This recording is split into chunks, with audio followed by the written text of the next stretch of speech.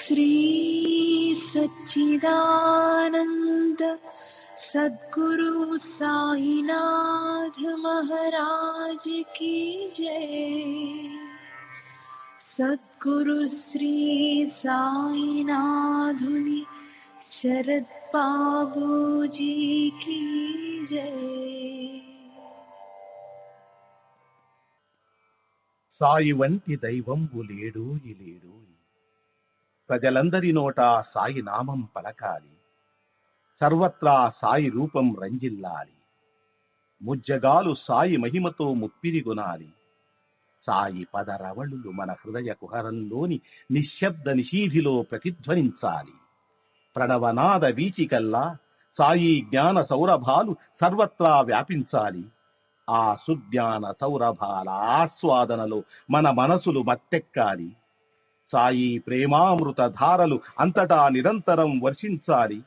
ఆ ప్రేమామృత ధారలలో తడుస్తూ, ఆ జ్ఞాన సౌరభాల మత్తులో ఆనందంగా నర్తిస్తూ సాయి వంటి దైవంబు లేడోయి లేడోయి అని అందరూ ఏకకంఠంతో గానం చేయాలి. అదే నా ఆశ, ఆశయం, ఆకాంక్ష. అదొక మధుర స్వప్నం. ఆ స్వప్న సాఫల్యం కోసం శ్రీ సాయినాథుని అనన్య ప్రేమతో, ఆర్ద్రతతో ప్రార్థించటమే మనం చేయగలిగింది, చేయవలసింది. శ్రీ బాబూజీ. श्री सच्चिदानंद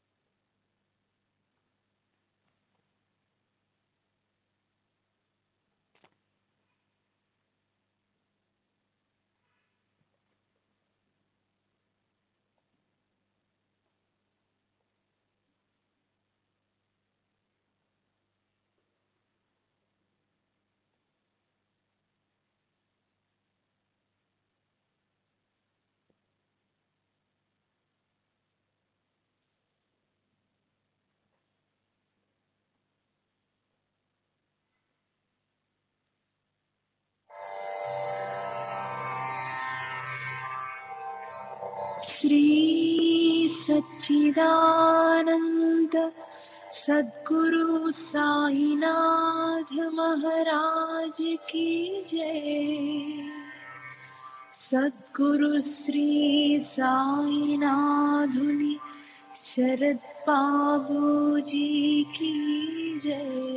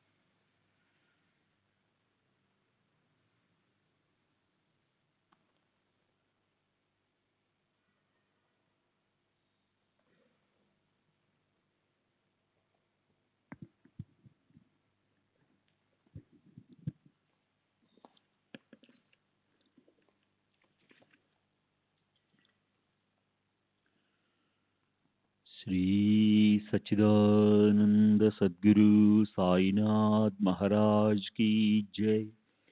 सद्गुरु श्री साईनाथ शरद बाबू जी की जय।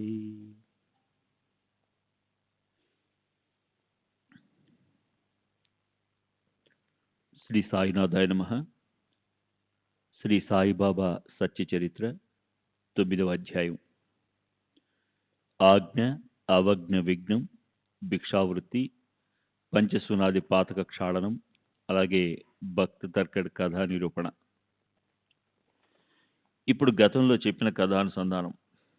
బాబా అనుమతి లభించని భక్తులు తమ ఊళ్ళకి తిరిగి వెళ్తే దారిలో ఎలా బాధలు పడేవారో, అలాగే భక్తుల శ్రేయస్సు కోసం పంచసూనం వగైరా పాతకాలను నివృత్తి చేయటం కోసం బాబా భిక్ష చేసే వ్రతాన్ని దేహత్యాగం వరకు పాటించడం, అలాగే బ్రహ్మదేవుడి నుండి స్థావర వస్తువుల వరకు వ్యాపించి ఉండే శ్రీ సాయియే కృపావంతులై సమస్త ప్రాణుల్లోనూ ఈశ్వరుడున్నాడని మనసులో ప్రతిబింబింపజేయడం, అదంతా నేను వర్ణిస్తాను. నా నిరూపణ వైపు లక్ష్యం పెట్టమని నేను శ్రోతలకు విన్నపం చేస్తున్నాను. ఈ కథను ఆదరపూర్వకంగా వింటే శ్రేయస్సు కలుగుతుంది. షిరిడి యాత్రలో విశిష్టత ఏమిటంటే, యాత్ర చేసి బాబా అనుమతి తీసుకోకుండా ఒకవేళ తిరిగి వెళ్తే భక్తులు అవాంతరాలను ఆహ్వానించినట్లయ్యేది. అలాగే తిరిగి వెళ్ళిపోయేందుకు ఒకసారి బాబా అనుమతించిన తరువాత ఒకవేళ షిరిడిలో వారు ఒక్క క్షణం పాటు ఉన్నా కూడా వెంటనే అవాంతరాలు వచ్చి తల మీద కూర్చునేవి. ఇది అందరి అనుభవం. ఆజ్ఞను అతిక్రమించి వెళ్లిన వారికి దారిలో అనుకోని కష్టాలు వచ్చేవి. కొందరైతే జన్మంతా గుర్తుపెట్టుకునేలా దొంగలు దోచుకునేవారు. రొట్టె ముక్క తిని వెళ్ళు అని చెప్పినా కూడా ఎవరైనా తినకుండా హడావిడిగా బయలుదేరితే వారికి బండి దొరికేదే కాదు. పైగా వారు ఉపవాసంతో మలమల మాడిపోవడం అనేక మంది భక్తులు చూశారు. ఒకసారి తాత్యాకోతే పాటిల్ కోపర్గాంకి వెళ్ళవలసి వచ్చింది. అక్కడ వారం వారం సంత జరిగేది. అతను గుర్రం బండి నాపి మసీదుకి వచ్చాడు. బాబా దర్శనం చేసుకొద్దామని వెళ్ళి ఆయనకి పాద నమస్కారం చేశాడు. ఆ ప్రకారంగా అనుమతి తీసుకోవాలని పైకి ఊరికే నటించాడు. భక్తులు అనుమతి తీసుకోవడం కోసం తటపడాయిస్తారు, కానీ బాబాకి సమయాలు తెలుసు. తాత్య అలా తొందరపడడం చూసి బాబా, కొంచెం ఆగు, సంత సంగతి అలా ఉంచు, సంతకు మరోసారి వెళ్ళొచ్చు, గ్రామం బయటికి వెళ్ళకు అన్నారు. తర్వాత తాత్య మొండి పట్టుదల చూసి శ్యామాని వెంట తీసుకుని వెళ్ళమని అన్నారు. అయితే శ్యామతో పని ఏముందంటూ తాత్య బాబా ఆజ్ఞను పట్టించుకోకుండా వెళ్ళి గుర్ర బండిలో కూర్చుని సంతకు బయలుదేరాడు. ఆ 2 గుర్రాల్లో ఒకటి పొగరుబోతుంది. 300 రూపాయలు పెట్టి కొన్న గుర్రం అది. అంత పెద్ద మొత్తం ఇచ్చి కొన్న ఆ గుర్రం సావుల్ బాబా వద్దకు రాగానే ఎంతో విశృంఖలంగా, అంటే స్వాధీనం తప్పిపోయి ఎంతో స్వచ్ఛందంగా పరిగెత్తసాగింది. ఎప్పుడూ కొరడా దెబ్బ తిని ఎరుగనిది, సంతకు అతి కొద్ది సమయంలో చేర్చగలదే అయినా ఆ గుర్రం పడిపోయింది. బండికి ఒక్కసారిగా కుదుపొచ్చి బోల్తా పడింది. తాత్య నడుం పట్టింది. ఇక సంత ఎక్కడా? తాత్యాకు సాయి మాత గుర్తొచ్చింది మనసులో. సమయానికి బాబా మాట విని ఉంటే ఈ కష్టం కలిగేదే కాదు. సరే, జరిగిపోయిన దాని గురించి ఇప్పుడేం చేయలేం అనుకున్నాడు. మరోసారి కూడా అలాగే జరిగింది. తాత్య కోల్హార్ గ్రామానికి బయలుదేరాడు. గుర్ర బండిని కుదుర్చుకొని బాబా అనుమతి అడగడానికి వెళ్ళాడు. బాబా చరణాలకు వందనం చేసి ఇక వెళ్ళొస్తానన్నాడు. బాబా సమ్మతి పూర్తిగా లభించలేదు. అయినా తాత్య అలాగే బయలుదేరాడు. ఆ తర్వాత ఏమైందో వినండి. అసలే చాలా వేగంగా వెళ్ళగల బండి. అది పట్టు తప్పి ఇష్టం వచ్చినట్లు వేగంగా పరిగెత్తింది. దారిలో ఉన్న మెట్ట పల్లాలను అసలు గమనించలేదు. తాత్యాకి ప్రాణం మీదకి వచ్చినంత పనైంది. అయితే సాయి కృపతో ఆ గుర్ర బండి తుమ్మ చెట్టుని ఢీకొని ఆగిపోయింది. అది నయమే, మంచే జరిగింది. అది అక్కడే విరిగిపోయి తర్వాతి ప్రయాణం ఆగిపోయింది. అలాగే ముంబైకి చెందిన ఒక గొప్ప ఆంగ్లేయుడు మనసులో ఏదో కోరిక పెట్టుకుని సాయిబాబా దర్శనానికి షిరిడి వచ్చాడు. చాందోర్కర్ సిఫారసుతో మాధవరావుకి అతను ఉత్తరం రాయించుకొచ్చాడు. షిరిడి వచ్చాక అతను గుడారాన్ని అడిగి తీసుకున్నాడు. అతని నివాసం సుఖప్రదంగా ఉంది. బాబా ఇచ్చకి విరుద్ధంగా ఎవరైనా సరే నేను మసీదుకి వెళ్ళి మెట్ల పైకి వెళ్తాను, లేదా ఆయన దర్శనం చేసుకుని ఇష్టం వచ్చినప్పుడు తిరిగి వస్తాను అని అనుకుంటే అది జరిగే పని కాదని అందరికీ తెలుసు. ఆ వ్యక్తి మసీదులో పైకెక్కడానికి 3 సార్లు ప్రయత్నించాడు, కానీ అది వ్యర్థమైంది. దాంతో అతను పాపం చాలా నిరాశపడ్డాడు. తాను మసీదులో పైకి వెళ్లి మోకాళ్లపై కూర్చుని బాబాకు వందనం చేయాలని, ఆయన చేతిని ముద్దు పెట్టుకుని ఆయన దగ్గర కూర్చోవాలని అతని మనసులో ఎంతో కోరిక. అయితే బాబా అతన్ని మసీదులో తన వద్ద కూర్చోనివ్వలేదు. అతని కింద సభా మండపంలోనే ఉండాలి, అక్కడే కూర్చోవాలి, అక్కడి నుంచే దర్శనం చేసుకోవాలి, పైకి మాత్రం రాకూడదు. సరే. తర్వాత అతను తిరిగి వెళ్ళిపోయేందుకు బయలుదేరి బాబా దగ్గర సెలవు తీసుకోవాలని ప్రాంగణంలోకి వచ్చాడు. అప్పుడు బాబా అతనితో, రేపు వెళ్దు గానిలే, అంత తొందర ఎందుకు అన్నారు. అక్కడ ఉన్నవారు అతనికి ఎంతగానో చెప్పారు. అనేక రకాలుగా అతనికి నచ్చజెప్పడానికి ప్రయత్నించారు. బాబా మాటలు లెక్కపెట్టకుండా పోయిన వాళ్ళు ఎంతో పశ్చాత్తాపడ్డారని కూడా చెప్పారు. జరగవలసింది జరిగే తీరుతుంది, ఆగదు. వారి మాటలు అతని మనసుకు ఎక్కలేదు. అతను బాబా మాటను లక్ష్య పెట్టకుండా బయలుదేరాడు. దారిలో అతనికి ఎన్నో ఇబ్బందులు కలిగాయి. గుర్రబండి మొదట్లో సరిగానే వెళ్ళింది, కానీ తర్వాత గుర్రాలు దారి తప్పాయి. సావుల్ బావిని మాత్రం దాటాయి. అప్పుడు దానికి ఎదురుగా ఓ సైకిల్ రావడంతో గుర్రం ఒక్కసారిగా బెదిరింది. ఆ వ్యక్తి బండిలో వెనక వైపు కూర్చునున్నాడు. అతను తూలి ఓ పక్కకు ఒరిగిపోయి నడి రోడ్డు మీద బొక్కబొరలో పడిపోయాడు. అతను దేకుతూ పోయాడు. జనులు గొప్ప ప్రయాసతో బండిని ఆపి అతన్ని బండిలో ఎత్తి కూర్చోబెట్టారు. బండి ముందుకు కదిలింది. షిరిడి ఓవైపు, ముంబై ఓవైపు ఉండిపోయాయి. ఇక్కడ కోపర్గాం హాస్పిటల్ వైపు బండి మళ్లించబడింది. సరే, అక్కడ ఆ వ్యక్తి పశ్చాత్తాపంతో దిక్తుడై ఆజ్ఞను అతిక్రమించినందుకు ప్రాయశ్చిత్తంగా వచ్చిన ప్రారంధాన్ని అనుభవిస్తూ కొన్ని రోజులు అక్కడే పడి ఉన్నాడు. సరే, జనుడికి అసంఖ్యాకంగా అనుభవాలు కలగడంతో వాళ్ళు మనసుల్లో సహజంగానే శంకించసాగారు. బాబా ఆజ్ఞను పాటించి హాయిగా ఉండడం మొదలుపెట్టారు. ఆ ఆజ్ఞను అతిక్రమించే ధైర్యం ఎవరికి ఉండేది కాదు. కొందరికి బండి చక్రం ఊడిపోయేది, కొందరికి గుర్రాలు అలసిపోయేవి, కొందరు రైలు బండి తప్పిపోయి ఉపవాసంతో ఉండేవారు, మరికొందరు మరమరాలు నములుతూ కూర్చునేవారు. కానీ ఆదరపూర్వకంగా వారి ఆజ్ఞను పాటించే వారికి వేళగాని వేళలో కూడా బండి దొరికేది. ప్రయాణం కూడా సుఖంగా సాగేది. దాన్ని వాళ్ళు తమ జన్మంతా స్మృతి పదంలో పెట్టుకునేవారు. శ్రీ సచ్చిదానంద సద్గురు సాయినాథ్ మహారాజ్ కీ జై. సద్గురు శ్రీ సాయినాథుని శరద్ బాబూజీ కీ జై.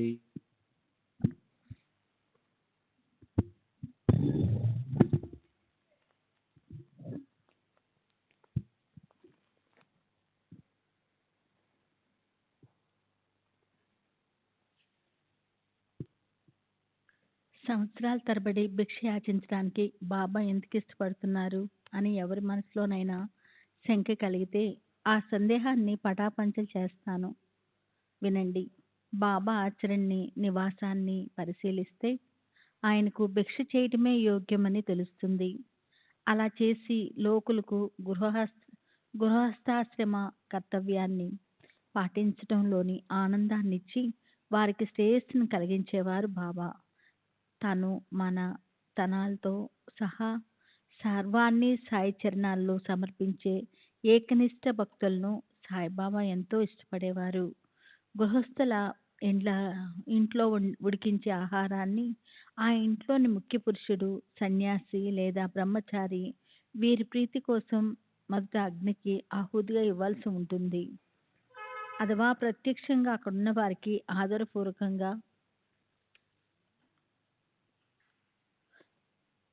ఆదరపూర్వకంగా తినటానికి ఇవ్వాల్సి ఉంటుంది. వారికి మొదట ఆహుతి ఇవ్వకుండా ఒకవేళ గృహస్థ భోజనం చేస్తే అతను కాయిక, వాచిక, మానసిక శుద్ధి కోసం చంద్రాయణ వ్రతం అంటే రోజు తినే అన్నం ముద్దను చంద్రుడి వృద్ధి క్షయలాగా ఎక్కడ ఎక్కువ తక్కువలు చేసి తిని ప్రాయోచితం చేసుకునే ఒక వ్రతం చేయవలసి ఉంటుంది అని శాస్త్రాలు నియమం ఉంది. సన్యాసులకు, బ్రహ్మచారులకు అన్నం వండుకోవటం లేదా స్వయం పాకం చేసుకోవటం నిషిద్ధం. వాళ్ళు ఒకవేళ అలా చేస్తే వాళ్ళ తల మీద కూడా చంద్రాయణ వ్రతము నిశ్చయంగా వచ్చి పడుతుంది. కనుక వారికి కడుపు నింపే బాధ్యతను శాస్త్రాలు గృహస్థాశ్రమ వాసుల మీద పెట్టాయి. సన్యాసులు ఏ రకమైన పనులు చేయరు. బాబా గృహస్థాశ్రమానికి చెందినవారు కాదు, వానప్రస్థ ఆశ్రమానికి చెందినవారు కూడా కాదు. ఆయన కేవలం బాల్యం నుంచి సర్వస్వాన్ని త్యాగం చేసిన బ్రహ్మచారి. కనుక భిక్ష చేయటం ఆయనకి ఎంతో యోగ్యం. విశ్వమంతా నా ఇల్లు, నేనే వాసుదేవుణ్ణి,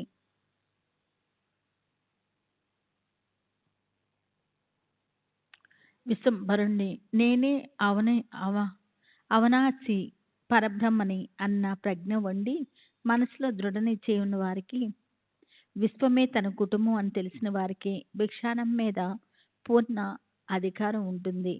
లేకపోతే హాస్యాస్పదంగా వీధుల్లో అడుక్కునే ఇతరుల పద్ధతి చూడండి. మొదట మానవులు పుత్రేష్ణ, పిల్ల పాపలను పొంది సంసారంలో ఉండటం మీద ఇచ్చ, తర్వాత విత్తేషణ అంటే డబ్బు సంపాదనపై లోభం, లోకేష్ణ జగత్తు గౌరవ మర్యాదలను పొందాలన్న ఆకాంక్ష. ఆ 3 రకాల ఆంక్షలను నిశ్చయపూర్వకంగా వదలవలసి ఉంటుంది. వారే భిక్షాటనం తినడానికి అర్హులు. లేకపోతే భిక్ష పాత్రలో భిక్ష చేసేవారికి బ్రతికి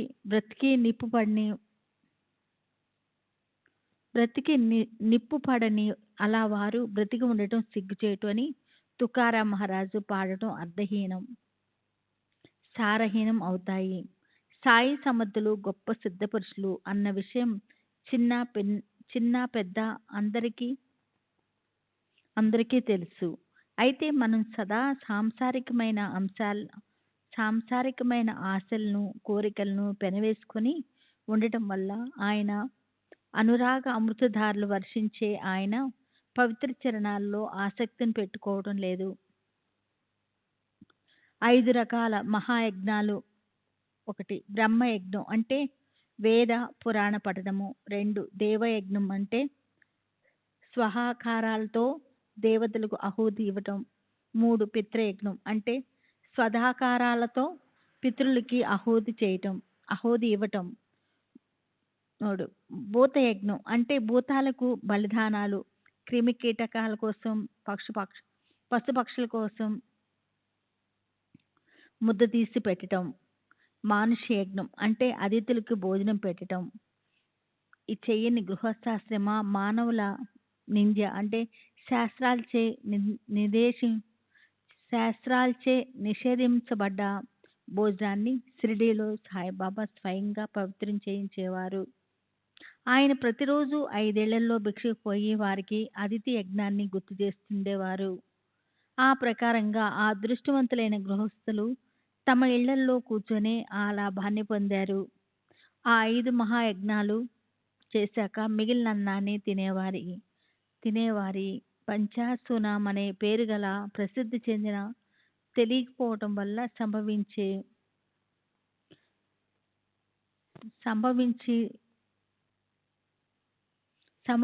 తెలుసుకోవటానికి కఠినమైన పాపాలు నశించిపోతాయి.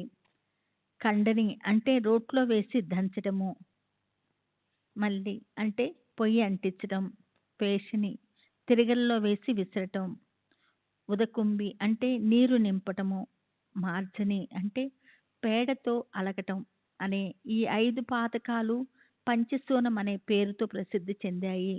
రోట్లో ధాన్యం గింజలు వేసి పైన రోకలతో దంచుతూ దాని మీద పొట్టును తీసేటప్పుడు మనకు తెలియకుండా జీవులు చనిపోతుంటాయి.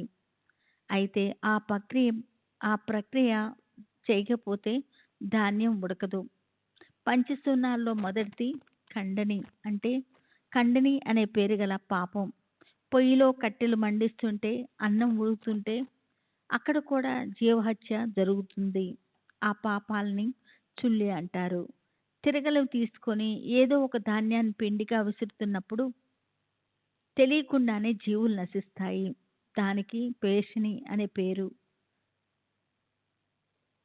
వాపికూప అంటే బావి లేదా తటాకాల నుంచి కుండతో నీరు నింపుకొని స్త్రీ పురుషులు తీసుకొస్తారు. అక్కడ గిన్నెలు తోముతున్నా, బట్టలు ఉతుకుతున్నా అక్కడ అసంఖ్యాకంగా ప్రాణులు మరణిస్తాయి. బిందెను శుభ్రంగా కడగాలని మట్టి లేదా బూడిదతో తోముతుంటే అప్పుడు కూడా మనకి ఇష్టం లేకపోయినా జరిగే హత్యలు. అంటే ఈ 4 పాపాలని ఉదకుంబి అంటారు. అలాగే చన్నీటితో కానీ లేదా వేడి నీటితో కానీ స్నానం చేస్తుంటేను, లేదా చీపురుతో ఊడ్చేటప్పుడు పేడతో మట్టితో కలిపిన నీటిని నేలపై చల్లుతుంటేను భయంకర జీవహత్య జరుగుతుంది. దానికి మార్జిని అని పేరుంది. ఈ 5 రకాల పాపాల నుంచి ముక్తులవటానికి గృహస్థులు పంచమహాయజ్ఞాలు విధిపూర్వకంగా ఆచరిస్తే ఆ పంచసూన పాతకాలు క్షయం అవుతాయి. గృహస్థులకి చిత్తశుద్ధి లభిస్తుంది. చిత్తశుద్ధి ప్రభావంతో పవిత్రము, శుద్ధము అయిన జ్ఞానం ప్రాప్తిస్తుంది. జ్ఞానానంతరము ఆ అదృష్టశీలరైన గృహస్థులకి ఫలదాయకమైన స్వాస్థ మోక్ష ప్రాప్తి కలుగుతుంది. సరే, సాయి భిక్ష చేసే వ్రతం గురించి వ్రాస్తూ పోతుంటే గ్రంథం పెరిగిపోతుంది. ఇప్పుడు నిజంగా జరిగిన ఒక కథను వినండి. తర్వాత ఆ అధ్యాయాన్ని నేను ముగిస్తాను. మనసులో మాత్రం ప్రేమ ఉండి తీరాలి. అలా పెట్టుకొని ఎవరైనా ఏదైనా పంపితే దాన్ని తీసుకొచ్చిన ఆ వ్యక్తికి దాన్ని గురించి విస్మరిస్తే అప్పుడు బాబా దాన్ని మర్చిపోకుండా తాము స్వయంగా అడిగి మరీ తీసుకునేవారు. కూర కానీ, రొట్టె కానీ, పాలకోవ కానీ ఏదైనా సరే భక్తిభావం మాత్రం ప్రగాఢంగా ఉండాలి. అలా చలించని స్థిరమైన భక్తులు కలిస్తే సాయిబాబాకు సంతోష సరిగమలు పలికించగల ప్రేమ ఉప్పెనలా ఉప్పొంగేది. ఇది అలాంటి ఒక ప్రేమిక భక్తుడి కథ. అది వింటే శ్రోతలు ఆనందం ఆకాశటంచులు అందుకుంటుంది. ఎవరి చేతనైనా జరగవలసిన పనిలో ఏదైనా పొరపాటు జరిగితే బాబా వారిని చక్కగా సరైన మార్గంలోకి తీసుకొచ్చేవారు. బాబా యొక్క ఈ మధురమైన శిక్షణ పద్ధతి భక్తులను సరైన సమయంలో మేల్కొల్పేది. అలాంటి అనుభవాన్ని పొందిన వారి అదృష్టం ఎంతో గొప్పది. వారికి చెప్పలేనంత ఆనందం ప్రాప్తిస్తుంది. రామచంద్ర అనే పేరు గల ఒక వ్యక్తి ఉండేవాడు. అతని తండ్రి పేరు ఆత్మారాము, వారింటి పేరు తర్కడు. అతనికి సాయే విశ్రాంతి స్థానము. అందరూ అతన్ని బాబాసాహెబ్ తర్కడ్ అనే పేరుతో పిలుస్తుండేవారు. అతని గురించిన కథనే ఇప్పుడు గ్రంథంలో మనం ముందుకి నడిపిద్దాం. హృదయంలో సాయిపై ప్రేమ ఉప్పెత్తున ఎగిసిపడుతుండగా తర్కడు తన అనుభవాన్ని చెప్పేవాడు. అది వినేవారికి మహా ఆనందంగా ఉండేది. అతని భక్తి ఎంత గొప్పది! ఈ గ్రంథంలో ఇది రచించడానికి అంతకు మించి మరో కారణం లేదు. అడుగడుగునా తనకు సంభవించే సాయిబాబా అనుభవాలను ఒకదాని వెనుక మరొకటి అందమైన హావభావాలతో రసవత్తరంగా వర్ణిస్తుంటే వారు అతను బాబాసాహెబ్ భక్తి అనుపమానం. అతని ఇంట్లో ఉన్న అందమైన పెద్ద చందన మండపంలో 3 వేళలా పూజించడానికి కాగితం పైన గీసిన శ్రీ సాయిబాబా చిత్రపటం ఉండేది. తర్కడ్ ఎంతో అదృష్టవంతుడు. అతని కడుపున పుట్టిన కొడుకు కూడా భక్తిపరుడు. సాయిబాబాకి నైవేద్యం పెట్టకుండా అతను అన్నం మెతుకు ముట్టుకునేవాడు కాదు. ఉదయాన్నే స్నానం చేసి బాబా చిత్రపటాన్ని కాయ వాచ మనస నిత్యము పూజించి భక్తిపూర్వకంగా దానికి నైవేద్యం పెట్టేవాడు. అలా అతను ఆ నిత్యక్రమాన్ని విసుగు లేకుండా నిరంతరము నడిపిస్తూ ఉంటే అతని శ్రమ ఫలించి అతనికో అసమానమైన అనుభవం కలిగింది. అతని తల్లి కూడా సాయికి పరమ భక్తురాలు. ఒకసారి ఆమెకు షిరిడీ వెళ్ళాలని మహా ఉపరాట కలిగింది. షిరిడీ వెళ్ళి సాయి సమర్థుల దర్శనం చేసుకొని అక్కడే కొద్ది రోజులుండి బాబా చరణాలను ప్రత్యక్షంగా సేవించుకోవాలని ఆమె కనిపించింది. తల్లితో పాటు కొడుకు కూడా వెళితే బాగుంటుందని అతని తండ్రి కోరిక. అయితే అలా వెళ్లేందుకు కొడుకు మనస్కరించలేదు. తాను వెళ్తే ఇంట్లో బాబాకి నియమంగా పూజ ఎవరు చేస్తారు అని అతని చింత. తండ్రి ప్రార్థన సమాజానికి చెందినవాడు. అంటే దేవుడు విగ్రహాల పట్ల పూజ అర్చనలతో భక్తి కలిగి ఉండటం పట్ల విశ్వాసం లేని వారి సమాజంలో సభ్యుడు.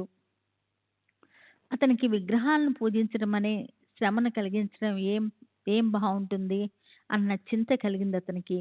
అయినా తాను కూడా తల్లితో కలిసి షిరిడీ వెళ్ళాలన్న తండ్రి ఉత్సాహాన్ని మనోఘాతాన్ని చూసి ఆ అబ్బాయి తండ్రిని ప్రేమపూర్వకంగా ఇలా అర్థించాడు.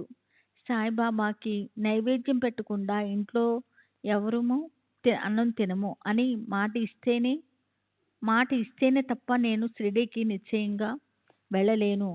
కొడుకు నిత్యక్రమం గురించి తండ్రికి మొదటే తెలుసు. అతను నువ్వు బయలుదేరు, నిజంగా నేను రోజు నైవేద్యం పెడతాను, నువ్వు నిశ్చితంగా ఉంటూ సాయిబాబాకి అన్నం సమర్పించకుండా ఎవరూ కూడా ఈ ఇంట్లో అన్నం ముద్ద నోటు పెట్టరు. సరేనా? నా మాట నిజం, సందేహించుకో. నువ్వు హాయిగా ప్రశాంత చిత్తంతో వెళ్ళు అన్నాడు. అలా మాట తీసుకున్న తర్వాత కొడుకు షిరిడీ వెళ్ళాడు. మర్నాడు ఉదయం తర్కడ్ స్వయంగా పూజ చేయటం మొదలుపెట్టాడు. శ్రీ సచ్చిదానంద సద్గురు సాయినాథ్ మహారాజ్ కీ జై. సద్గురు శ్రీ సాయినాథుని శరత్ బాబూజీకి జై. శ్రీ సచ్చిదానంద సద్గురు సాయినాథ్ మహారాజ్ की जय. सद्गुरु श्री साईनाथुनि शरद बाबूजी की जय. మర్నాడు పూజ మొదలెట్టగానే బాబూ సాహెబ్ తర్కడ్ సాయిబాబా పటం ముందు సాష్టాంగం చేసి ఇలా ప్రార్థించాడు. అబ్బాయి పూజ ఎలా చేస్తాడో అలాగే నా చేత కూడా సేవ జరిపించుకోండి. అది కేవలం యాంత్రికమైన ప్రక్రియగా ఉండకూడదు. నా హృదయంలో ప్రేమాంకురాలు మొలిపించండి. ప్రతిరోజు ఉదయాన్నే బ్రహ్మీ ముహూర్తంలో 4 గడియలంటే రాత్రి 1:30 గంటల నుంచి సూర్యోదయానికి ముందు 2 గడియలు అంటే 45 నిమిషాల వరకు ఆ మధ్య సమయం ఈశ్వరోపాసనకు ఎంతో యోగ్యమైనదని శాస్త్రాలలో చెప్పబడింది. స్నానం చేసి తర్కాడు ప్రార్థనాపూర్వకంగా నైవేద్యంతో పాటు పూజ చేసేవాడు. నైవేద్యం కోసం బాబూ సాహెబ్ నియమంగా బాబాకి పటిక బెల్లం అర్పించేవాడు. ఆ నియమం చాలా రోజులు నడిచింది. అయితే ఆ రోజు అందులో అవరోధం ఏర్పడింది. తర్కడు మనసు వ్యవహారాల్లో చిక్కుకొని ఉండి అతను మర్చిపోవడం వల్ల ఆ ఒక్కరోజు నైవేద్యం పెట్టకుండానే అందరి భోజనాలు అయిపోయాయి. ఒక గొప్ప మిల్లులో తర్కాడ్ సాహెబ్ ముఖ్య అధికారి. అందుకని అతను ప్రతిరోజు తెల్లవారుజామునే బయటికి వెళ్ళవలసొచ్చేది. మధ్యాహ్నం బయట నుంచి తిరిగి వచ్చాక భోజనానికి కూర్చున్నప్పుడు మొదట నైవేద్యం పెట్టిన పటిక బెల్లం ప్రసాదం అతనికి పెట్టేవారు. అది నియమం. కానీ ఆ రోజు పూజలో అతను మర్చిపోయాడు కనుక పటిక బెల్ల నైవేద్యం ఆగిపోయింది. కనుక భోజన సమయంలో ప్రసాదం లేకపోయింది. భోజనానికి కూర్చున్నప్పుడు వంటావిడ ప్రతిరోజు ప్రసాదంగా కొంచెం పటిక బెల్లం పళ్ళెంలో వడ్డించేది. అదే అన్నశుద్ధి అయ్యేది. అయితే ఆ రోజు పూజా వేళ ఎందుకో గాని హడావుడి అయ్యి చక్కెర నైవేద్యం పెట్టడం పక్కన ఉండిపోయింది. కనుక ప్రసాదం నియమానుసారం పళ్ళెంలోనికి లేకుండా పోయింది. వెంటనే తర్కడు కంచం ముందు నుంచి లేచి పశ్చాత్తాప హృదయుడై సాయిబాబా చిత్రపటం ముందు నిలబడి నమస్కారం చేసి కళ్ళ నుంచి అశ్రువులు జలజల రాలుతూ ఉండగా, బాబా ఎందుకు ఇలా మాయను కలిగించారు? నేనెలా మర్చిపోయాను అసలు? నా నుంచి చివరికి పొరపాటు జరగనే జరిగింది. మొదట కృపతో నన్ను క్షమించండి. ఇది కేవలం మరుపు కాదు, గొప్ప పాపం. నాకెంతో పశ్చాత్తాపం కలుగుతుంది. నేను పొరపాటు చేశాను. నాకు నిజంగా సిగ్గులేదు.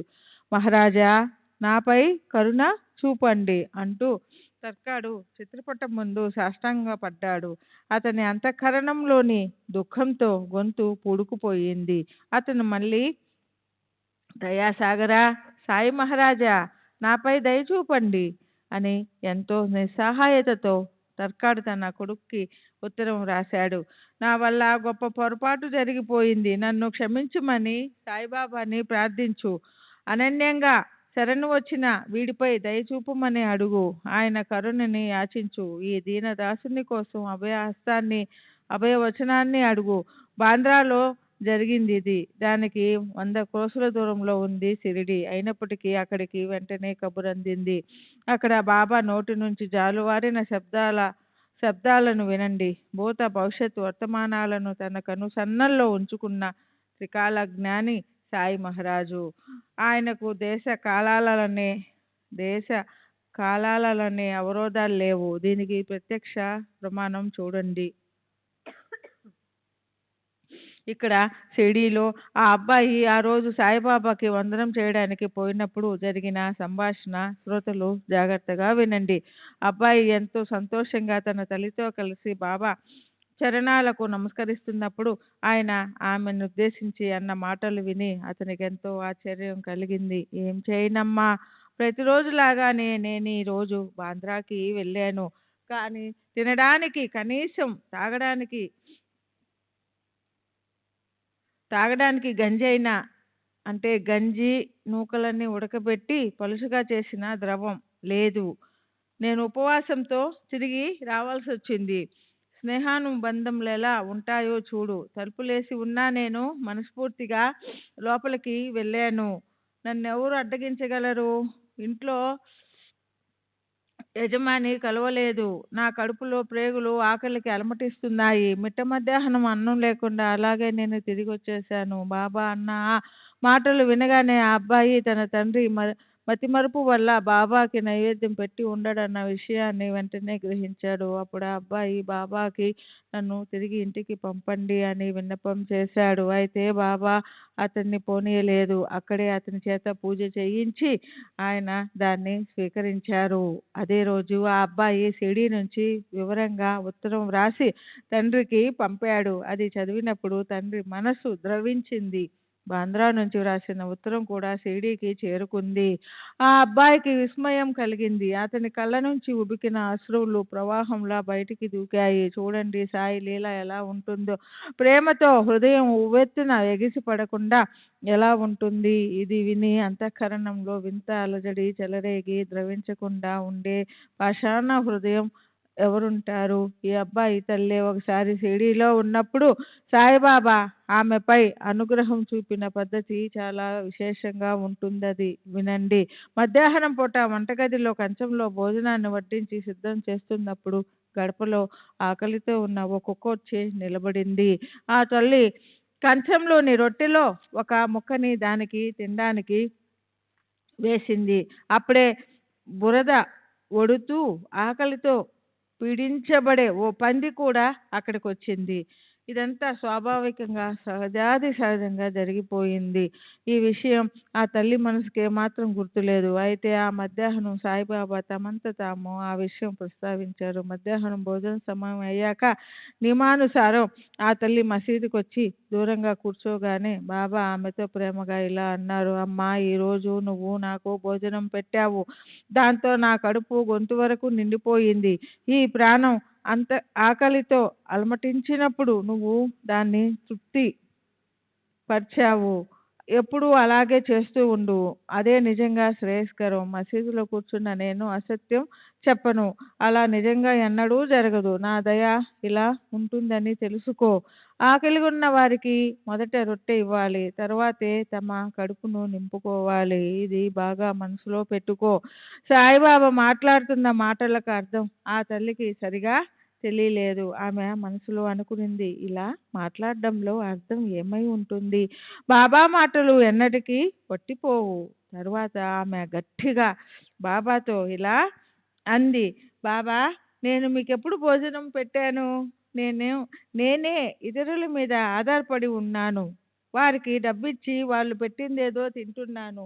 దానికి బాబా ఇలా సమాధానం ఇచ్చారు. నీవు ప్రేమతో ఇచ్చిన రొట్టె తిని నేనెంతో తృప్తి చెందాను.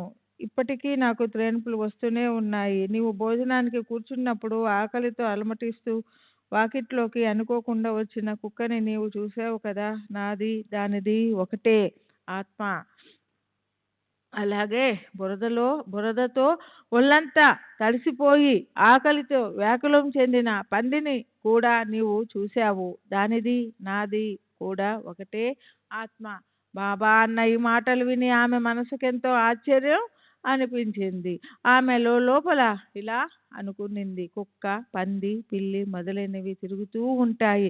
ఇవన్నీ బాబాయే కాబోలు. ఆమె ఆలోచనను దృఢపరచడానికి బాబా ఒక్కోసారి నేను కుక్కగా, ఒక్కోసారి నేను పందిగా, ఒక్కొక్కప్పుడు ఆవుగా, ఒకప్పుడు పిల్లిగా, చీమగా, ఒక్కోసారి జలచరాల రూపాల్లో జగత్తులో చరిస్తూ ఉంటాను. జగత్తులోని అన్ని జీవుల్లోనూ నన్నే చూసేవారంటే నాకు ఇష్టం. ఇది గుర్తుంచుకో. భేదబుద్ధి వదిలేసి నా పట్ల భక్తి పెట్టుకో. బాబా పెదవుల నుంచి జాలువారిన ఈ శబ్దాలు మమతల బంగారు నీడల్లో సేద తీర్చగల అత్యుత్తమైన అమృతపు గుళికలే. అది విని ఆమెకి గొంతు పూడుకుపోయింది. ఆమె కళ్ళ నిండా అశ్రువులు వచ్చాయి. కంఠం తగల్లేదు. అదేవిధంగా ఆ తల్లి ప్రేమ రసానికి చెందినది. సాయిబాబాకి భక్తులతో గల ఏకాత్మతను సూచించేది అయిన మరో అందమైన కథ ఉంది. ఓసారి బాంద్రాకి చెందిన పురందరే అనే పేరు గల ఓ భక్తుడు షిరిడీకి వెళ్ళాలని బయలుదేరాడు. అతనికి ఆ తల్లి ప్రేమపూర్వకంగా వంకాయలు ఇచ్చి అతని భార్యతో ఇలా విన్నవించింది: ఒక వంకాయతో పచ్చడి, రెండో వంకాయతో వేపుడు కూర చేసి బాబాకు తృప్తిగా వడ్డించు. ఆమె సరేనని వాటిని తీసుకుంది. షిరిడీ వెళ్ళగానే హారతి అయిపోయాక బాబా భోజన సమయానికి పచ్చడి చేసి తీసుకెళ్ళింది. నిత్య క్రమానుసారం నైవేద్యం చేసి పళ్ళెం పెట్టి ఆమె బయలుదేరి వెళ్ళిపోయింది. తర్వాత అందరి నైవేద్యాలు కలిపి బాబా భోజనానికి కూర్చున్నారు. పచ్చడి రుచి చూసిన బాబాకి అది రుచికరంగా అనిపించింది. దాన్ని ఆయన అందరికీ వడ్డించారు. తర్వాత ఆయన మనసుకి వేపుడు కూర తినాలని అనిపించింది. దాన్నిప్పుడు తేండి అన్నారు ఆయన. ఏం చేయాలో భక్తులకి తోచలేదు. బాబాకి వంకాయ వేపుడు తినాలని అనిపిస్తుందట. అది తినాలన్న కోరికతో ఆయన తినకుండా ఆగారు అని వాళ్ళు రాధాకృష్ణబాయికి కబురు పెట్టారు. అది వంకాయల కాలం కాదు, మరప్పుడు ఎక్కడ దొరుకుతాయి? అప్పుడు పురందరి భార్యని పచ్చడిని వెతకడం మొదలెట్టారు. ఆమె తీసుకొచ్చిన పళ్ళెంలో పచ్చడి ఉంది. అందుకని ఆమె సామాన్లో ఒకవేళ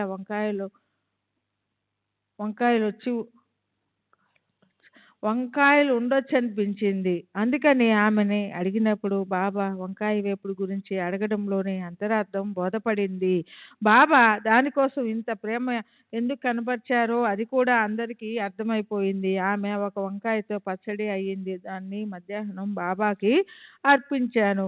మరో వంకాయతో తర్వాత వేపుడు చేసి తీసుకొద్దామని పక్కన ఉంచాను అంది. అప్పుడు ఈ వంకాయను గురించిన విషయం అంతా మొదటి నుంచి అందరికీ మెల్లిమెల్లిగా తెలిసింది. సాయిబాబా సర్వవ్యాపకతను చూసి వారంతా అబ్బురపడ్డారు. ఇలాగే మరోసారి క్రీస్తు శకం 1915వ సంవత్సరం డిసెంబర్ నెలలో ఈవిడే గొప్ప ప్రేమతో బాబాకి ఒక పాల్కోవా పంపింది. బాలారాం మార్కర్ మరణించినందుకు అతని ఉత్తర క్రియలను చేయడం కోసం అతన్ని కొడుకు షిరిడీకి వెళ్తున్నానని చెప్పడానికి తర్కాడు దగ్గరకు వచ్చాడు. తర్కాడు భార్య మనసులో ఆ అబ్బాయితో పాటు బాబా కోసం ఏదైనా పంపించాలనిపించింది. వెతికి చూస్తే ఇంట్లో పాలకోవా తప్ప ఇంకేమీ లేవు. ఆ పాలకోవా కూడా అప్పటికే దేవుడికి నైవేద్యం పెట్టింది. ఆ అబ్బాయి వెళ్ళడానికి తొందరపడుతున్నాడు. అదీ కాక ఆ అబ్బాయికి సూతకం. చనిపోయిన మనిషి ఇంటి వాళ్ళకి ఉండే అపవిత్రత ఉంది. మిగిలి ఉన్న ఆ పాలకోవా కూడా ఎంగిలిది, అంటే అంతకుముందు నైవేద్యంగా పెట్టబడింది. మరో ఉపాయం లేకపోవడం వల్ల చివరికి దాన్నే ఆమె అబ్బాయికి అర్పించడానికి ఇలా అంది: ఇంట్లో వేరే ఏమీ లేవు, దీన్నే తీసుకెళ్ళి బాబాకి ప్రేమగా ఇవ్వు, ఆయన ఇష్టంగా తింటారు అన్నది. గోవిందాజీ ఆ అబ్బాయి పేరు. ఆ పాలకోవని తీసుకెళ్ళాడు. అయితే బాబా దర్శనానికి వెళ్ళినప్పుడు అతను ఆ విషయం మర్చిపోయాడు. పాలకోవా అతని బసలోనే ఉండిపోయింది. అయితే బాబా చాలా ఓర్పుగా ఉన్నారు. మళ్ళీ 3వ జాము అంటే సుమారు 4 గంటలకి ఆ అబ్బాయి దర్బారులోనికి వచ్చాడు. అప్పుడు కూడా అతను ఇదివరకు లాగే ఆ విషయం మర్చిపోయాడు. మసీదుకి ఒట్టి చేతులతో వచ్చాడు. బాబా అతన్ని నా కోసం నీవేం తెచ్చావు అని అడిగారు. దానికి అతను ఏమీ తేలేదు అనగానే బాబా అతనికి కొంచెం గుర్తుకు తెచ్చారు. నీవు వచ్చేటప్పుడు ఎవరైనా ఏదైనా వస్తువు నాకు ఇవ్వమని ఇవ్వలేదా? అయినా అబ్బాయి లేదు అన్నాడు. అప్పుడు మాత్రం సాయి సమర్థులు అతను స్పష్టంగా ప్రశ్నించారు: ఒరేయ్, ఇంటి నుంచి బయలుదేరేటప్పుడు నీకు ఆ తల్లి ప్రేమపూర్వకంగా తినుబండరాలు ఇవ్వలేదు? అప్పుడు అతనికి గుర్తొచ్చింది. నేను ఎలా మర్చిపోయాను అంటూ ఎంతో సిగ్గుపడ్డాడు. తల తలుంచుకొని బాబాని క్షమించమని అడుగుతూ ఆయన పాదాలకు ప్రణమిల్లి పరుగున తన బసకి వెళ్ళాడు. పాలకోవా తీసుకొచ్చి బాబాకి సమర్పించాడు. అది చేతిలో పడకముందే బాబా దాన్ని నోట్లో వేసుకున్నారు. ఆ తల్లి భక్తికి సంతుష్టులైనారు. అలా ఆ మహానుభావులు భక్తుల మనసుల్లోని భావనకు తగ్గ అనుభవాలిచ్చి భక్తుల గౌరవాన్ని పెంచుతారు. చూడండి గత 3వ అధ్యాయం బాబా మాటలు. శ్రీహరి తన భక్తులకు ఆట వస్తువు. అమాయక భక్తుల కోసం ఆయన అలమటిస్తారు. ప్రేమ కోసం ఆయన సమూలంగా స్వాధీనం అవుతారు. భక్తి ఉన్నట్లు నటించే వారిని ఆయన ఎన్నడూ కలవరు. అలాగే గీత 9వ అధ్యాయంలో శ్రీకృష్ణ భగవానుల మాటలు. పత్రం పుష్పం ఫలం తోయం యోమో భక్తు ప్రయచ్చతి తదహం భక్తు ప్రహుత్మాస్మి ప్రయత్నాత్మః. నాకు ఆకు గాని పుష్పం గాని పండు గాని లేదా నీటిని గాని భక్తితో ఎవరు అర్పిస్తారు ఆ శుద్ధ చిత్తులైన మానవులు సమర్పించే వాటిని నేను గొప్పగా ప్రేమాతిరేకంతో స్వీకరిస్తాను. ఈ కథలో మరొక రహస్యం ఏమిటంటే ప్రతి ఒక్క ప్రాణి మాత్రలలో సదా ఈశ్వరుణ్ణి చూడాలి. ఇది సమస్త శాస్త్రాలకు అంగీకారమే. ఇదే ఇందులో సిద్ధాంతం. గీత 6వ అధ్యాయంలో చూడండి. ఏ మాం పశ్యతి సర్వత్ర సర్వంజ మయి పశ్యతి తస్యహం నా ప్రణశ్యామి సచమేన ప్రణశ్రుతి. ఎవరు నన్ను అన్ని ప్రదేశాల్లో సమస్త ప్రాణిమాతృల్లో చూస్తారో, సమస్త ప్రాణిమాతృలను నాలో చూస్తారో వారికి నేను కనపడకుండా పోను, వారు నాకు కనపడక పోరు. సర్వభూత స్థితం యోమాం భజ కేకత్మమాస్థితం సర్వదా వర్తమానోపి సయోగి మయి వర్తతే. ఏ యోగులు సమస్త భూతాల్లో ప్రాణిమాతృల్లో ఉన్న నన్ను అభేద బుద్ధితో భజిస్తారో అలాంటి వారు ఎలా ప్రవర్తించే వారైనా, సమాధి నిష్ఠలో ఉన్నా లేక వ్యవహారం చేస్తున్న వారు నా వద్దే అంటే ఆత్మలోనే ఉన్నవారవుతారు. ఇప్పుడు రాబోయే అధ్యాయంలో బాబా నివాసము, బాబా ఎక్కడ, బాబా ఎలా నిద్రించారో అవన్నీ అవగతమవుతాయి. అందుకని శ్రోతలు శ్రద్ధగా వినండి. హేమాడు సాయి చరణాలకు శరణు వచ్చాడు. చెప్పిన కథలను శ్రోతలు ప్రేమతో మననము నిధిధ్యాసనము పదే బాగా ఆలోచించడం చేయాలి. అది శ్రేయస్కరం. సర్వులకి శుభమస్తు. ఈ ప్రకారంగా సత్పురుషులు సజ్జనులు ప్రేరేపించిన భక్త హేమాడ్ పంత్ రచించిన శ్రీ సాయి సమర్థుల సత్య చరిత్రలోని ఆజ్ఞ, అవజ్ఞ, విఘ్నం, భిక్షావృత్తి, పంచసూనాది పాతక క్షళనం, అలాగే భక్త తర్కాడు కథా నిరూపణం మరే అనే పేరు గల 9వ అధ్యాయం ముగిసింది. శ్రీ సద్గురు సాయినాథ్ అర్పమస్తు. శుభం భవతు. శ్రీ సచ్చిదానంద సద్గురు సాయినాథ్ మహారాజ్ కి జై. సద్గురు శ్రీ సాయినాథుని శరత్ బాబూజీకి జై. 9వ అధ్యాయానికి పరిపూర్ణ వివరణ. ఈ అధ్యాయంలో సాయిబాబా భిక్ష చేయటాన్ని ఎందుకు ఇష్టపడతారు అన్న దాన్ని వర్ణించి చెప్పేటప్పుడు హేమాడ్ పంతు కండని, చుల్లి, పేషని, ముదకుంబి, మార్జని అనే పంచసూనాలనే పేరుతో ప్రసిద్ధి చెందిన గృహస్థాశ్రమంలోని వ్యక్తులతో తెలియకపోవటం వల్ల సంభవించే తెలుసుకోవటానికి కఠినమైన పాపాల గురించి వివరంగా వర్ణించారు. ఆ పాపాలను ప్రక్షాళనం చేసుకోవటానికి చిత్తశుద్ధికి శాస్త్రాల్లో చెప్పబడిన పంచమయజ్ఞాలు చేయటం గురించి చెప్పారు. అంతేకాదు ఆ పంచయజ్ఞాలు చేయకుండా తినే అన్నం నింద్యమని కూడా చెప్పారు. అయితే ఇప్పుడు ఎవరైనా పాఠకుడు ఇలా అడగచ్చు, ఇప్పుడు మేము రోట్లో ధాన్యం వేసి ఎక్కడ దంచుతున్నాం, లేదా తిరగట్లో ధాన్యం ఎక్కడ విసురుతున్నాం, పొయ్యిలో కట్టెలు పెట్టి అంటించటం ఎక్కడ చేస్తున్నాం, ఇప్పుడు గ్యాస్ లేదా కరెంటు పొయ్యిలు పుణ్యమా అంటూ మాకు కట్టెలు పొయ్యి అంటేనే తెలియదు. త్రాహే నీరైతే మున్సిపాలిటీ వాళ్ళ వల్ల మొదలే శుద్ధి చేయబడి కొళాయిలో నుంచి ఇంట్లోకి వస్తున్నాయి. పాత్రలు తోమటానికైతే బజారు నుంచి తెల్లని స్వచ్ఛమైన పొడి. మరి జీవహత్య చేసే ప్రశ్న ఎక్కడ ఉదయిస్తుంది? పంచయజ్ఞాలు చేయవలసిన అవసరమేమిటి?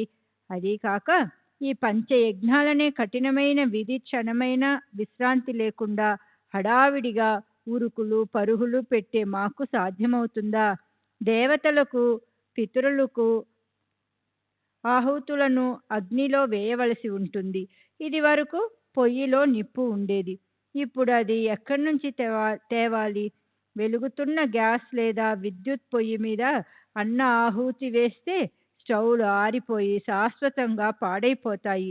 క్రిమి కీటకాలు లేదా పశుపక్షుల కోసం ముద్ద తీసి పెడితే ప్రస్తుతపు ఫ్లాట్ పద్ధతిలో ఉండే ఇళ్లలో అది పోయి డ్రైనేజీలో కలుస్తుంది. అలాగే 2 లేదా 3 అంతస్తులున్న ఫ్లాట్ మీద, అది కూడా ముందు వాకిలి ఎప్పుడూ మూసి ఉంటున్నప్పుడు బెల్ కొట్టి అతిథి రాగలగటం మాత్రం ఉంటుందా అని. ఇవన్నీ చాలా నిజం. అయితే ఈ రోజుల్లో కూడా గృహస్థాశ్రమంలోని వ్యక్తులతో తెలియకుండా పంచసూనాదుల్లాంటి పాపాలు సంభవిస్తూనే ఉంటాయి. వంటిళ్లలో ఫ్రిడ్జ్లో వందలాది బొద్దింకలను, బ్యాగన్ లాంటి విషయదాయకమైన మందులు వాడి మనం పదే పదే హత్య చేయటం లేదా? అలాగే నల్లుల కోసం, దోమల కోసం, టిక్ వంటి ఎలుకల కోసం ఇంకేవేవో విషపూరితమైన రసాయనాలు కొట్టి వాటిని మనం అదే పనిగా చంపటం లేదా? ఈ పాపాలేమైనా చిన్నవా? ఈ రోజుల్లో మనం స్వయంగా రోట్లో ధాన్యం పోసి దంచటం లేదు, తిరగలిలో విసరటమూ లేదు. బాగు చేసిన బియ్యాన్నే కొనుక్కుంటున్నాం.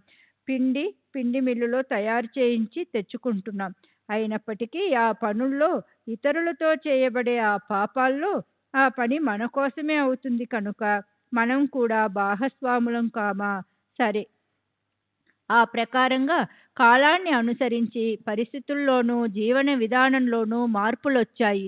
అయినా మనకి తెలియకుండా లేదా అనివార్య పరిస్థితులు మూలాన సంభవించే పాపాలను పరిహరించుకోవాలి అన్న శ్రద్ధ, కోరిక ఉన్నవారు పైన శాస్త్రాల్లో చెప్పబడ్డ మూలతత్వాన్ని తెలుసుకుని ఆ పాపాలను పరిహరించే పద్ధతుల్లో యోగ్యమైన మార్పులు చేసి ఈ రోజుకి వాటిని ఆచరణలో పెట్టుకోవడం సాధ్యమే.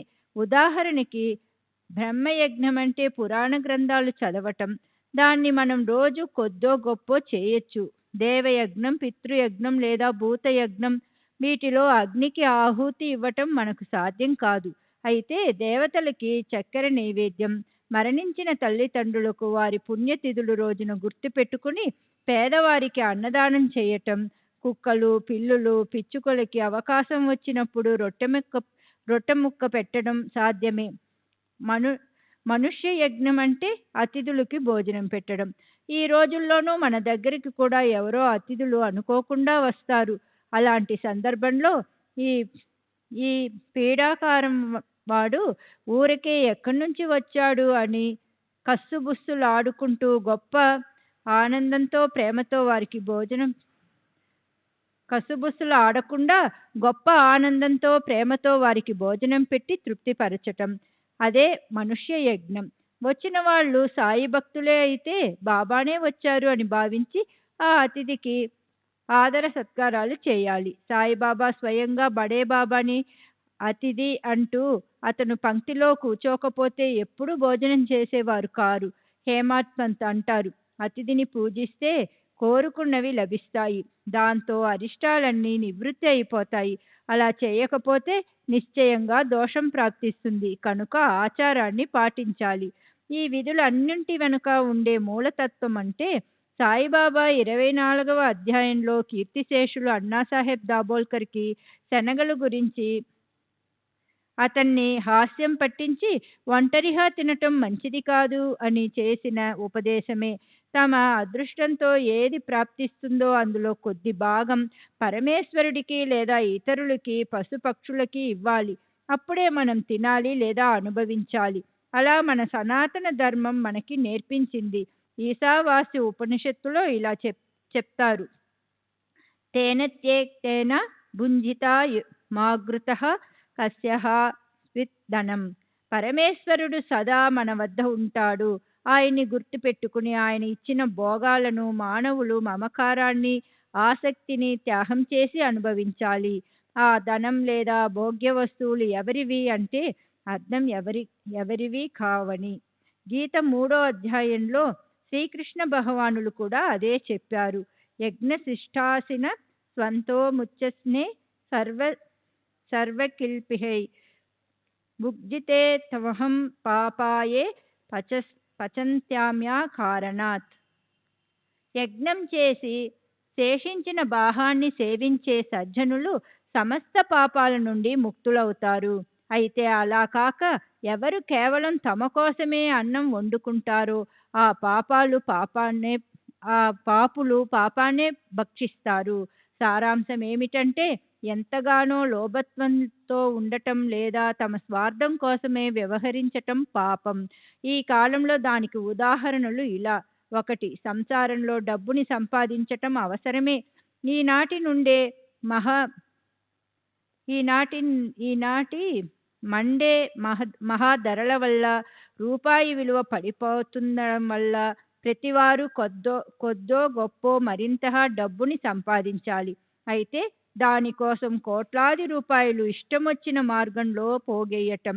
2. సామాన్య మానవుడు ఉండటం కోసం స్థలం కొనుక్కోలేదు. అయితే ఈ రోజుల్లో వేలాది ఫ్లాట్స్ నిర్మించినా కానీ అవి ఖాళీగా ఉంటున్నాయి. డబ్బున్నవారు అవసరం లేకపోయినా 4-5 ఫ్లాట్స్ కొని ఓ పక్కన పెట్టుకోవటం.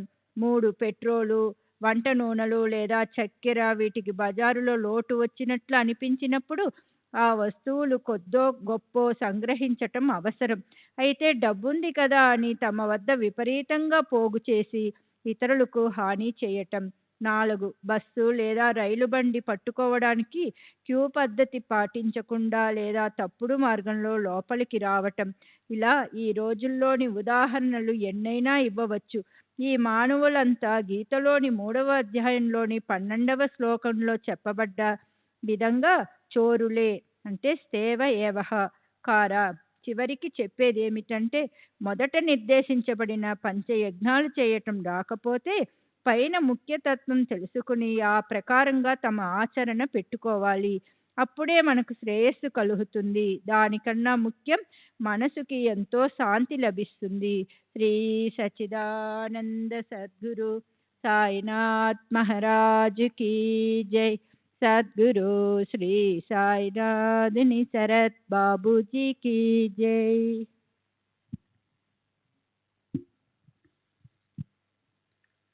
శ్రీ సచ్చిదానంద సద్గురు సాయినాథ్ మహారాజ్ కీ జై. సద్గురు శ్రీ సాయినాథుని శరత్ బాబూజీ కీ జై. 10వ అధ్యాయము శ్రీ సాయి సమర్థుల గొప్పతనం. కర్తుం అకర్తుం అన్యథా కర్తుం అంటే చేయడం, చేయకపోవటము, మరో విధంగా చేయటము. అపరిమితమైన ప్రతిబంధక రహిత సామర్థ్యమున్న శ్రీ సాయి మహత్యం. శ్రీ గణేశునికి నమస్కారం, శ్రీ సరస్వతీదేవికి నమస్కారం, శ్రీ గురు మహారాజుకి నమస్కారం, శ్రీ కులదేవతకి నమస్కారం, శ్రీ సీతా శ్రీ రామచంద్రులకి నమస్కారం, శ్రీ సద్గురు సాయినాథునికి నమస్కారం. సమస్త జనులకు శ్రేయస్సు కలిగించటంలో నిమగ్నమై ఉంటూ నిరంతరం పరమాత్మతో తాధ్యాత్మం చెందిన స్థితిలో ఉన్న వారిని భక్తి పొంగులు వారే మనసుతో సతతమో స్మరించాలి. వారి స్మరణ మాత్రంతో జనన మరణ పరిభ్రమ నుండి విముక్తి లభిస్తుంది. అదే గొప్ప సాధన. దానికోసం ఒక చిల్లి గవ్వ కూడా ఖర్చు పెట్టనవసరం లేదు. కొద్ది ప్రయత్నంలో గొప్ప లాభాలు అందరికీ సహజాతి సహజంగా చేజిక్కుతాయి. ఇంద్రియ సమూహం దృఢంగా ఉన్నంత వరకు ప్రతి క్షణాన్ని ఉపయోగించుకోవాలి. ఇతర దేవతలందరూ మాయికమే. గురు ఒక్కడే శాశ్వత దైవం. ఆయన చరణాల్లో విశ్రాంతి తీసుకుంటే విధివశాత్తు కలిగే దుఃఖభాజమైన సంకటాలన్నింటినీ ఆయన ఆపేస్తారు. సద్గురువుకి ఉత్తమ పద్ధతిలో సేవ జరిగే చోట సంసార జన్య దుఃఖమంతా సమూలంగా నశించిపోతుంది. న్యాయ, మీమాంస, హిందుత్వ జ్ఞానానికి చెందిన 6 శాస్త్రాల్లో 2 శాస్త్రాలు మొదలైన వ్యర్థ వాదోపవాదాలు లేదా వేరే ఏ విధమైన బాధాకర ప్రయత్నాలు అవసరం లేదు. సద్గురువే నావను నడిపే నావికుడైతే శ్రద్ధాళువులైన భక్తులు ఆదిభౌతిక, ఆధ్యాత్మిక, ఆదిదైవికాలనే 3 రకాల దుఃఖాలను సహజంగానే అధిగమించిపోతారు. వ్యావహారికంలో సముద్రాన్ని దాటటం కోసం నావికుడిపై విశ్వాసం పెట్టినట్లు అదే విశ్వాసం సంసార సాగరాన్ని దాటిపోవడానికి మనం సద్గురువుపై పెట్టాలి. అప్పుడు వారు తమ భక్తుల భావనని, భక్తిని చూసి వారికి పూర్ణ జ్ఞానాన్ని అరచేతిలోని ఉసిరికాయ వలె అవగాహనకు సులభంగా అందేలా చేస్తారు. శుద్ధ ఆనంద లక్షణం కల మోక్షాన్ని సహజంగా ప్రాప్తింపచేస్తారు. ఎవరి దర్శన మాత్రంతో హృదయం గ్రంథి విడిపోయి విషయ భోగాలన్నింటినీ వెనక్కి మరలుతామో సంచిత పూర్వ జన్మార్జిత పాప పుణ్యదాయక మొత్త కర్మల రాశికి క్రియామాణ రాబోయే జన్మలో అనుభవించవలసిన సుఖదుఖాలనే ఫలాలకి కారణమైన ప్రస్తుత జన్మలోని మంచి చెడుల పనులు కర్మలు క్షయమైపోతాయో వారి ప్రభావాన్ని వర్ణిద్దాం. 8వ అధ్యాయంలో మానవ జన్మకి ప్రయోజనం, భాయాజాబాయి రొట్టె కూర, కుశాల్ చంద్ సమాచారం, మహల్సాపతి తాత్యాకోతే మసీదులో నిద్రించే పద్ధతి మొదలైనవి చెవలకింపుగా వర్ణించాను. 9వ అధ్యాయంలో అవగాహన కందని బాబా భిక్షావృత్తిలోని రహస్యాన్ని మీరు విన్నారు. ఇప్పుడు శ్రోతలారా, బాబా ఎలా ఉండేవారో, ఎక్కడ నిద్రించేవారో, ఎప్పుడు ఎక్కడ ఎలా తిరుగుతూ ఉండేవారో ఈ విషయాలకు సంబంధించి వారి తర్వాతి చరిత్రను శ్రద్ధగా వినండి. లౌకిక వ్యవహారాల్లో బాబా జీవన సరళి ఎంత ప్రశంసనీయంగా ఉండేదని, హిందూ ముస్లింలిద్దరికీ కూడా అది అమ్మ ఒడి. అంతెందుకు, అది పులికి మేకకి కూడా విశ్రాంతినిచ్చే ఏకైక స్థానం. హిందూ ముస్లింలు ఒకరితో ఒకరు ప్రేమగా వ్యవహరిస్తూ ఏ శంక లేకుండా చట్టా పట్టాలేసుకుని కలిసిమెలిసి తిరిగేవారు. పొట్ట పండుగ ఆహారం గురించి కథ అయ్యింది. ఇప్పుడు సాయి ఎలా ఉండేవారో, ఆయన ఎక్కడ ఏ ప్రదేశంలో నిద్రించేవారో శ్రోతలు ఆదరపూర్వకంగా వినండి. శ్రీ సచ్చిదానంద సద్గురు సాయినాథ్ మహారాజ్ కీ జై. సద్గురు శ్రీ సాయినాథుని శరత్ బాబూజీ కీ జై. 4 మూరల పొడవు, ఒకే ఒక్క జానెడు వెడల్పు ఉన్న చెక్క పలకకి 2 పక్కలా పాతగుడ్డ పేలికలు కట్టి దాన్ని పైకప్పు దూలానికి వేలాడదీసేవారు. ఆ చెక్క పలక మీద బాబా నిద్రించేవారు. కాళ్ల వద్ద, తల వద్ద ప్రమిదల్లో దీపాలు వెలిగించి పెట్టబడి ఉండేవి. పలక మీద ఎలా ఎక్కేవారో, ఎలా దిగేవారో ఎవరు చూసెరుగరు. బాబా తల వంచి దాని మీద కూర్చునేవారు లేదా పలక మీద నిద్రించేవారు. అయితే ఆయన పైకెక్కటం లేదా దిగటం అనే ఈ క్రియ ఎవరికీ అర్థమయ్యేది కాదు. అలా గుడ్డ పేలికలతో కట్టబడ్డ పలక బాబా బరువును ఎలా మోయగలిగేది? మహాసిద్ధులు, యోగ తపశ్చర్య మొదలైన వాటి వల్ల కలిగిన దైవీ శక్తులు 8 రకాలుగా ఉంటాయి. అవి అణిమ, మహిమ, గరిమ, లగిమ, ప్రాప్తి, ప్రాకామ్య, ససిత్వ, వసిత్వ అనేవి. దగ్గరుండగా పలక అనేది కేవలం నామమాత్రమే కదా. కళ్ళల్లో పడిన ఎంతో చిన్న నలకే గుప్తంగా ఉండగలిగినప్పుడు అణువంత చిన్నగా అయ్యే అలౌకిక సిద్ధులున్న మానవులు హాయిగా గుప్తంగా ఉండలేరా? బాబా కూడా ఈగలు, చిన్న చిన్న క్రిములు లేదా చీమల రూపంతో నిరంతరం సంచరిస్తుంటారు.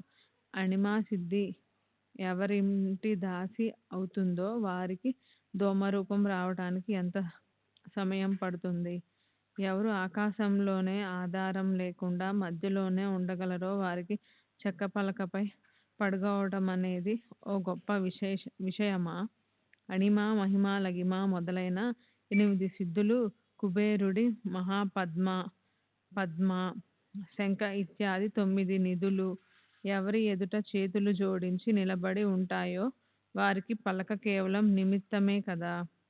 చిన్న చిన్న పురుగులు, చీమలు, పందులు, కుక్కలు, పశువులు, పక్షులు లేదా మనుషులు, రాజు లేదా బికారి, పెద్ద చిన్న వీరందరినీ బాబా సమదృష్టితో చూసేవారు. సాయి మహారాజు బాహ్యానికి షిరిడీలో మాత్రమే ఉన్నట్లు కనిపించేవారు.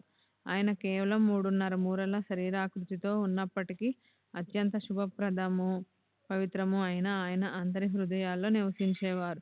లోపల ఆయన ఎవరితోనూ ఏ విధమైన సంబంధము లేనట్లు నిర్వికారంగా లేదా సంసారం నుంచి అలిప్తంగా ఉన్న బయటికి ఆయనకి లోకులను ఏకత్రం చేయాలని ఎంతగానో కోరిక ఉండేది. లోపల ఆయన కోరికలన్నిటినీ వదిలేసినప్పటికీ బాహ్యానికి ఆయనకి భక్తుల పట్ల మోహం ఉండేది. లోపల అత్యంత నిష్కాములైనప్పటికీ బాహ్యానికి భక్తుల కోసం అత్యంత సకాములుగా ఉండేవారు. లోపల ఆత్మశాంతికి ఆశ్రయస్థానమైనప్పటికీ పైకి పరమక్రోధంతో ఉండేవారు. లోపల పరబ్రహ్మ స్థితిలో ఉన్న పైకి పైశాచిక వృత్తిని ప్రదర్శించేవారు.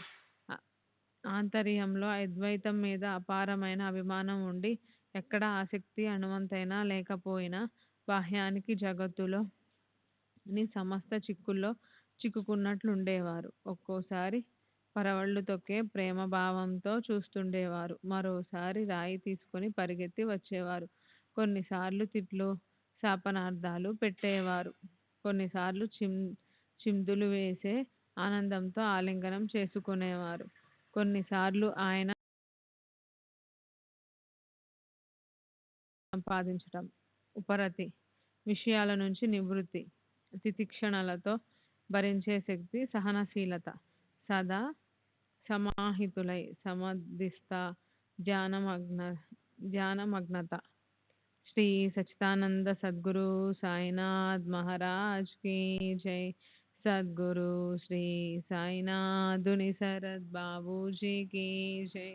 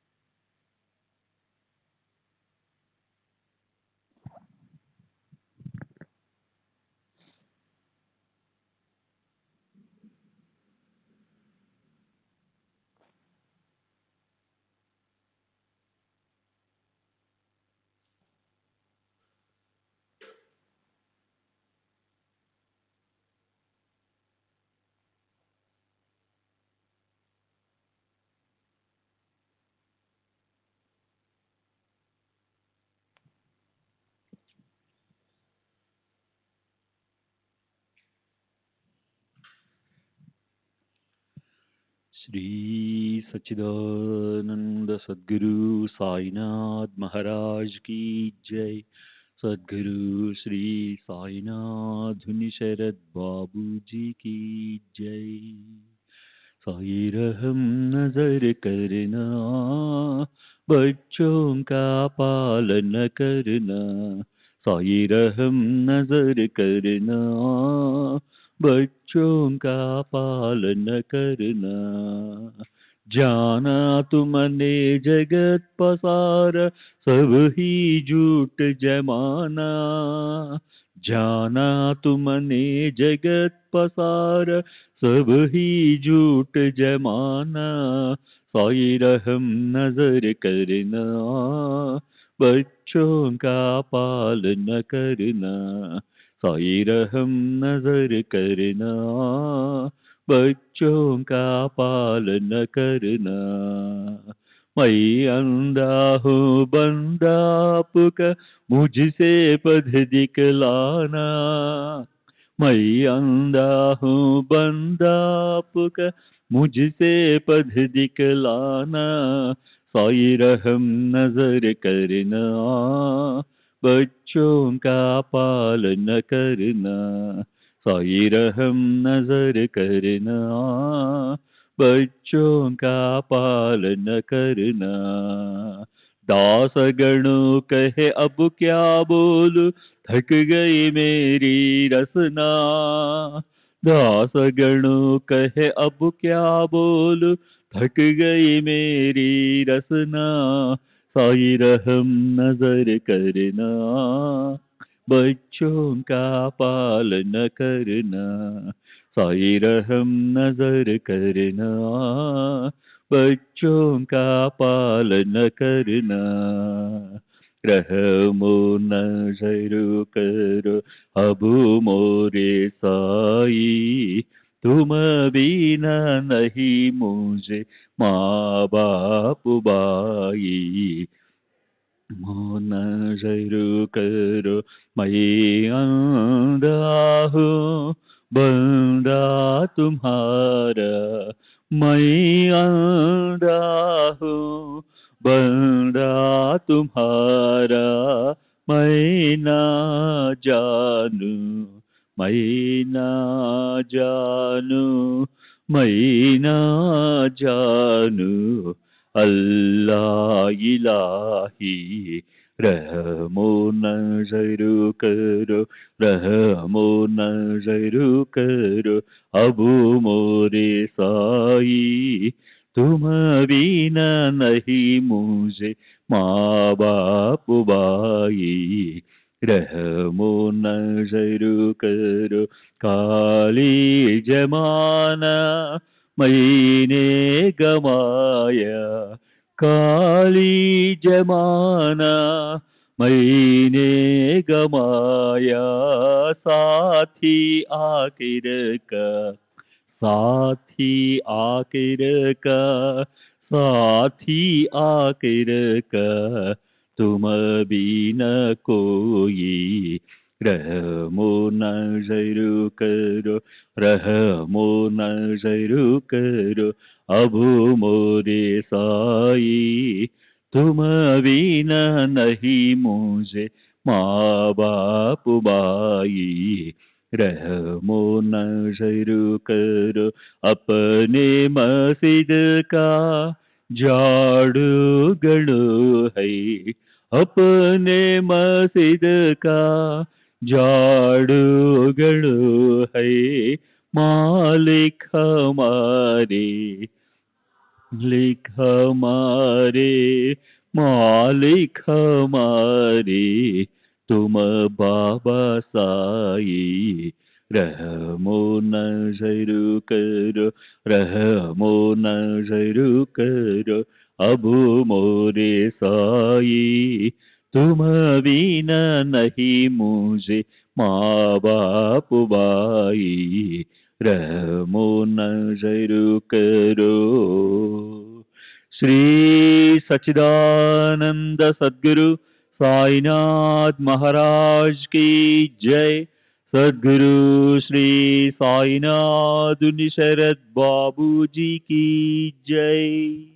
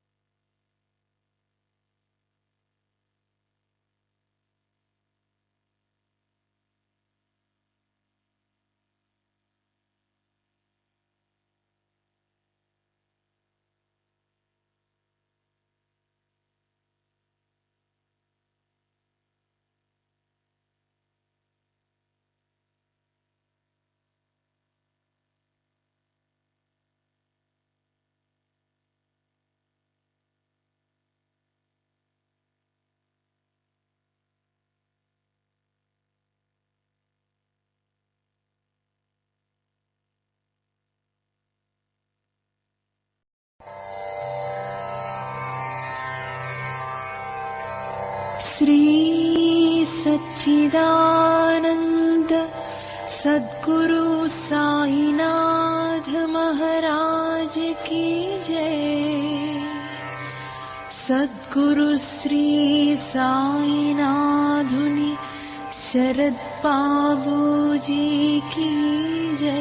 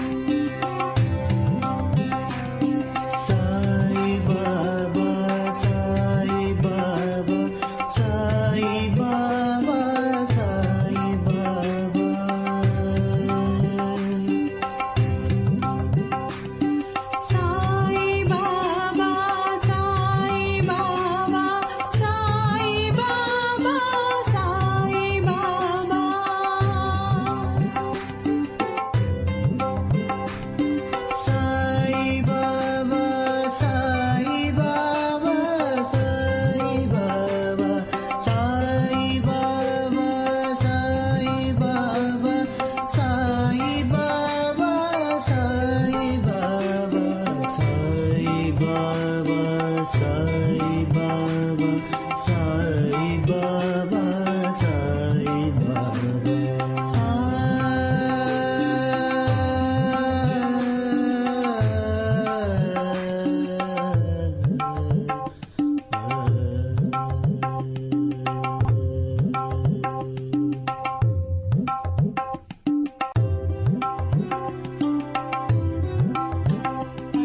Sai Baba, Sai Baba, Sai Baba.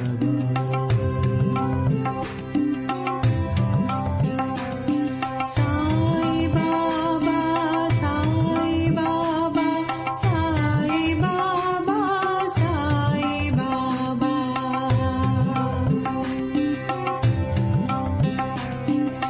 Sai Baba, Sai Baba, Sai Baba, Sai Baba.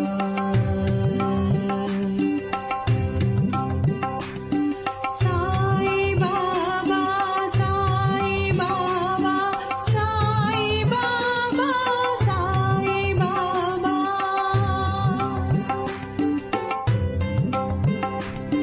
Sai Baba, Sai Baba, Sai Baba, Sai Baba, Sai Baba, Sai Baba, Sai Baba, Sai Baba, Sai Baba, Sai Baba, Sai Baba.